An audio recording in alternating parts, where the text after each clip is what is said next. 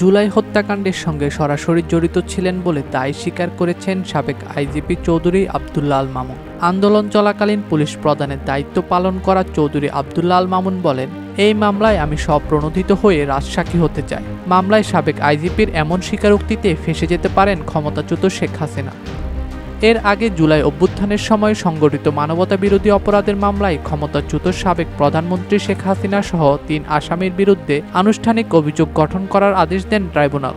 অভিযোগ গঠনের মধ্য দিয়ে পুনর্গঠিত ট্রাইব্যুনালে দাখিল করা শেখ হাসিনার বিরুদ্ধে প্রথম কোনো মামলার বিচার শুরু হলো। পাশাপাশি এই মামলার সব সাক্ষ্য গ্রহণের জন্য আগামী ৩ আগস্টের দিন ধার্য করেন ট্রাইব্যুনাল।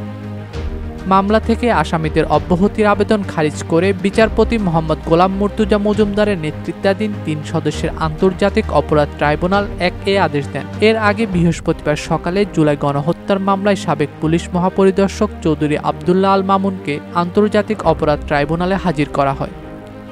মামলার ২ আসামি হলেন সাবেক স্বরাষ্ট্রমন্ত্রী আসাদুজ্জামান খান কামাল ও কারাগারে থাকা সাবেক আইজিপি চৌধুরী আব্দুল্লাহ আল মামুন।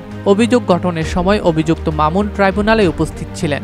এর আগে গত ১২ মে জুলাই আগস্ট গণহত্যার ঘটনায় শেখ হাসিনার বিরুদ্ধে তদন্ত প্রতিবেদন দাখিল করা হয়। প্রতিবেদনে জুলাই গণহত্যার নির্দেশদাতা হিসেবে শেখ হাসিনার নাম উঠে এসেছে।